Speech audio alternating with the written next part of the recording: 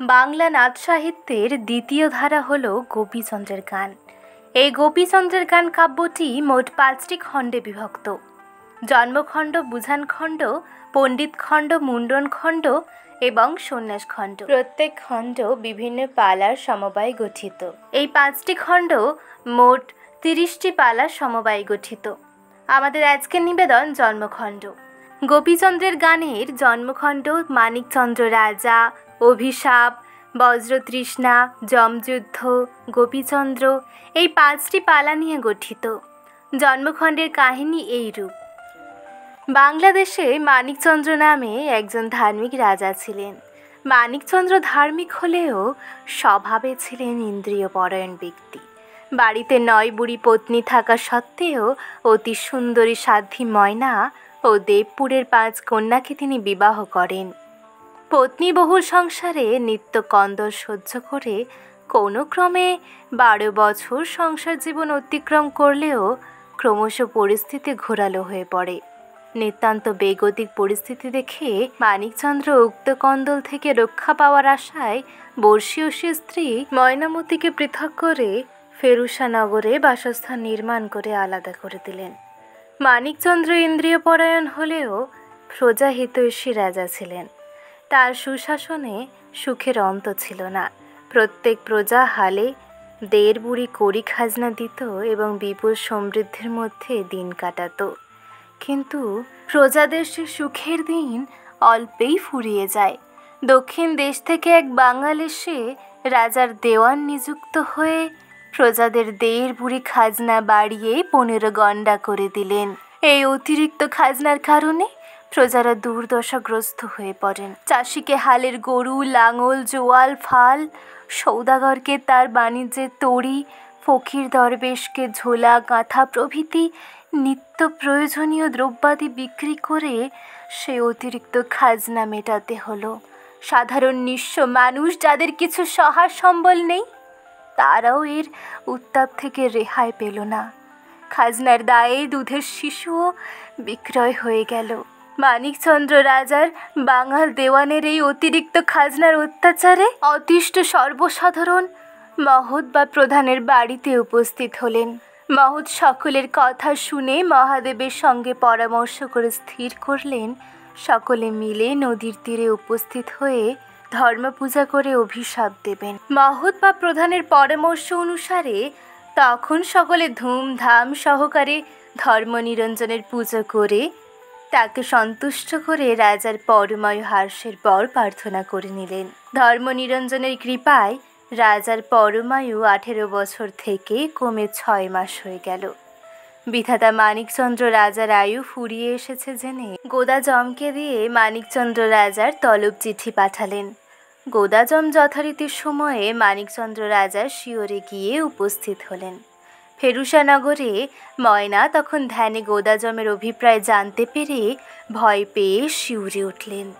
তিনি স্বামীকে জমের কবল থেকে মুক্ত করার বাসনায় ফেরুসা থেকে অতিসত্বর স্বামী গৃহে ফিরলেন। ময়নাকে দেখে মানিকচন্দ্র তার মৃত্যু আসন্ন বুঝে কান্নায় ভেঙে পড়লেন।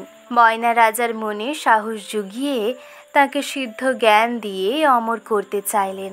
কিন্তু মানিকচন্দ্র স্ত্রীর নিকট জ্ঞান গ্রহণ করে বেঁচে থাকতে অসম্মত হলেন। রাজার এই আচরণে নিতান্ত বাধ্য হয়ে ময়না যমকে নানাভাবে কখনো উপঢৌকন দ্বারা কখনো বা তাড়ন দ্বারা নিবারণ করতে চাইলেন, কিন্তু শেষ রক্ষা হলো না। বিধির বিধান কিছুতে খণ্ডিত হবার নয়। যমেরা কৌশল করে রাজার জীবনদীপ নিভিয়ে দিল, তার স্ফটিক পাত্রে জল ফেলে দিল। যমেদের কৌশলে রাজা বিষম তৃষ্ণার্ত হয়ে জল জল বলে ডাক পাড়তে লাগলেন। যমেরা মিলিত হয়ে পরামর্শ করে রাজার জীবনদীপ নিভিয়ে দেওয়ায় রাজা বজ্রতৃষ্ণায় তৃষ্ণার্ত হয়ে আকুল চিত্তে ডাক পাড়তে লাগলেন। ময়না অন্যদের জল আনতে বললে যমের ষড়যন্ত্রে রাজা ময়নার ব্যতি রেখে অন্য কারোর হাতে জল খাবে না বলে গো ধরে রইলেন। ময়না বাধ্য হয়ে রাজার জন্য জল আনতে গেলে সেই অবসরে যম মানিকচন্দ্র রাজার প্রাণ হরণ করে নিল। ময়নামতি গঙ্গার কাছ থেকে তার স্বামীর মৃত্যু সংবাদ জানতে পেরে কান্নায় ভেঙে পড়লেন। অতঃপর রাজার মৃত্যুর সংবাদ জ্ঞাপন করে ময়না জ্ঞাতিগণকে বাড়িতে ডেকে আনলেন। ময়নার ডাকে জ্ঞাতিগণ বাড়িতে উপস্থিত হলে ময়না তাদের জিম্মায় স্বামীর মৃতদেহ রেখে জমপুরি থেকে স্বামীর প্রাণ ফিরিয়ে আনার বাসনায় জমপুরির দিকে পা বাড়ালেন। জমপুরিতে উপস্থিত হয়ে ময়না জমেদের ওপর নানা রকম অত্যাচার শুরু করলেন।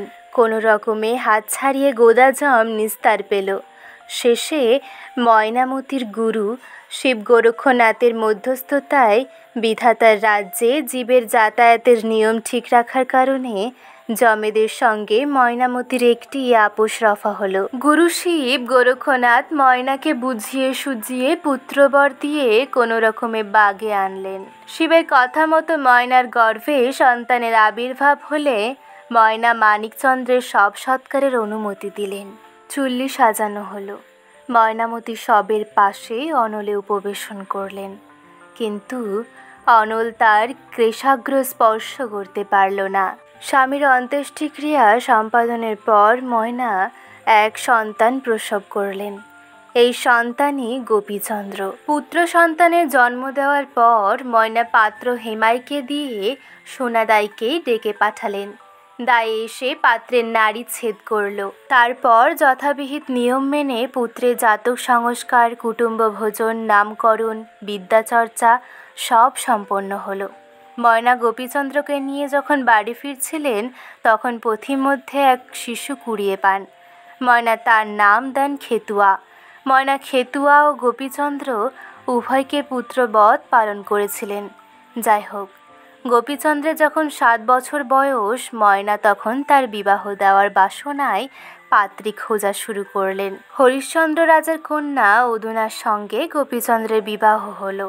বিবাহের দান হিসেবে গোপীচন্দ্র হরিশ্চন্দ্র রাজার অপর কন্যা পদুনাকেও পেল। জন্মখণ্ডের কাহিনী এখানেই শেষ হয়।